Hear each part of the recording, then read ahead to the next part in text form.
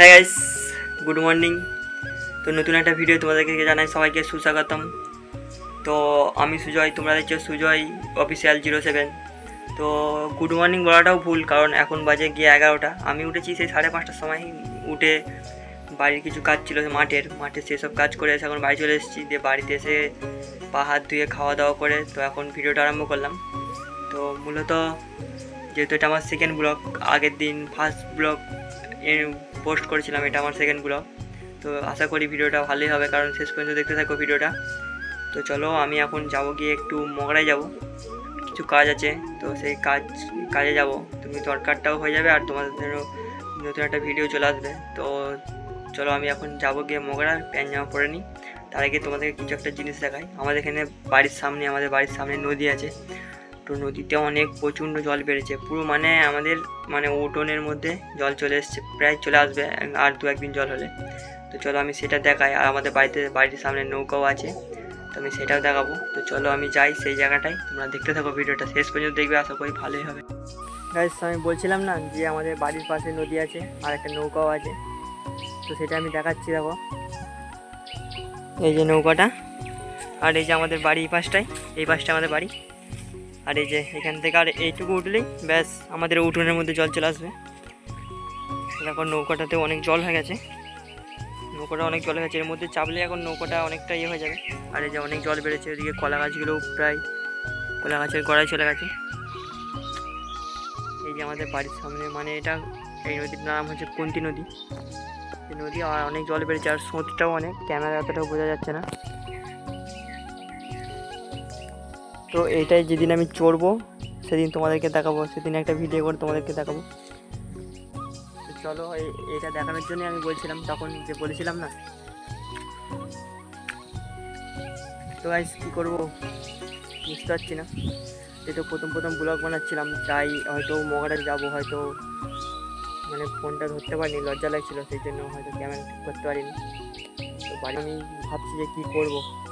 Guys comment করবে এই নৌকাটার মধ্যে কে কে চড়বে, আমাকে কমেন্ট করবে। আমি তাকে এইটার মধ্যে বসিয়ে ঘোরাবো। এই যে নদীটার মধ্যে দেখতে পাচ্ছ, এই নদীর মধ্যে আমি তাকে ঘোরাবো, ঠিক আছে? যে এই নৌকাটার মধ্যে চড়তে চাও আমাকে কমেন্ট করবে যে দাদা আমি চড়তে চাই, বা ভাই আমি চড়তে চাই, তাকে আমি নৌকার মধ্যে বসিয়ে চড়াবো, ঠিক আছে? নদীর মধ্যে অবশ্যই কমেন্ট করবে এই জিনিসটা চড়ার জন্য, ঠিক আছে? তো চলো গাইস, আমি যে যাবো বললাম মগরা, দেখি বাইরের দিকে তাকিয়ে দেখি হালকা হালকা বৃষ্টি পড়ছে। আর দেখো গাইস, আমাদের দিকে গ্রামে পুরো কত বড় মাঠ, আর পুরোটাই রোয়া হয়ে গেছে।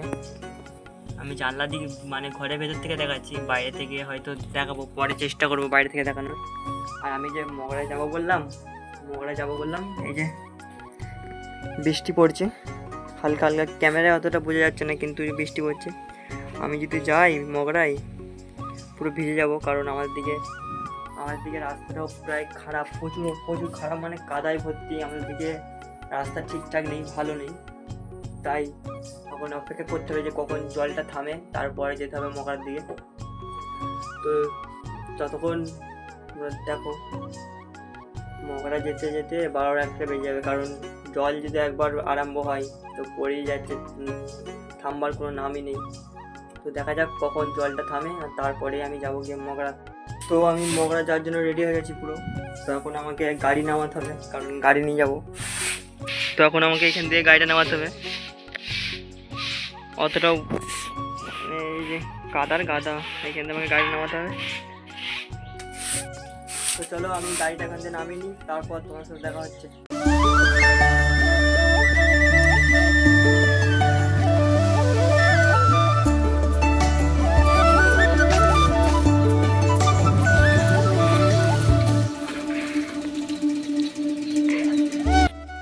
তো আমি যেহেতু গাড়ি নিয়ে মগরা যাচ্ছি, কিছু অসুবিধা হতে পারে হয়তো, কারণ আমি হয়তো এক হাত দিয়ে ক্যামেরা করতে পারবো না, এক হাতে গাড়ি চালাতে পারবো না। তো এই যে গাড়ি, তো আবার এসে হয়তো আমি ভিডিওটা বানাবো, কারণ এক হাতে তো আর গাড়ি চালানো যাবে না রোডের মধ্যে। কেউ যদি ধাক্কা মারা যায়, বুঝতেই পারছো, মেন রোড দিয়ে যেতে হবে। তো দরকার হয়ে গেলে চলে আসবো বাড়ি, তারপর আবার তোমরা দেখতে হবে আমাকে। চলো এখনের জন্য টাটা।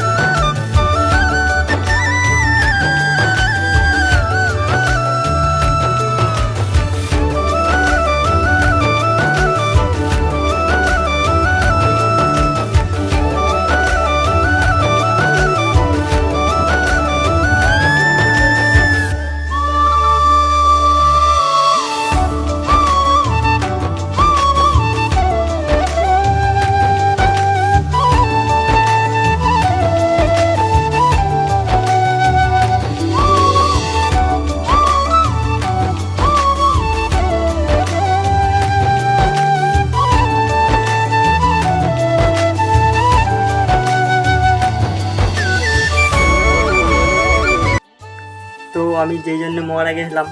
তো বাড়ি চলে এসেছি, গাড়িতে তেল ভরালাম আর একটা কাজ ছিল সেই কাজটা মিটিয়ে আসলাম। তো এখন চলে এসেছি বাড়িতে, দেখতেই পাচ্ছি কী অবস্থা, ফুল গাড়ি হাওয়াতে এত হচ্ছে। তো চলে এসেছি এখন বাড়িতে, প্যান্ট জামা খুলি দিয়ে আবার যাবো একটু পর দিকে। ভাবছি যে এই মাথার চুলগুলো অনেক বড় বড় হয়ে গেছে, তো এইগুলো ভাবছি কাটতে যাবো, তো দেখি কি হয়। তো চলো এখন ইচ্ছে জামা প্যান্টগুলো খুলি, কারণ প্রচণ্ড গরম, এদিকে জলও হচ্ছে আবার এদিকে গরমও রেখেছে। আবার এখন আবার রোদ দিচ্ছে, দেখো এখন আবার রোদ দিচ্ছে হালকা হালকা।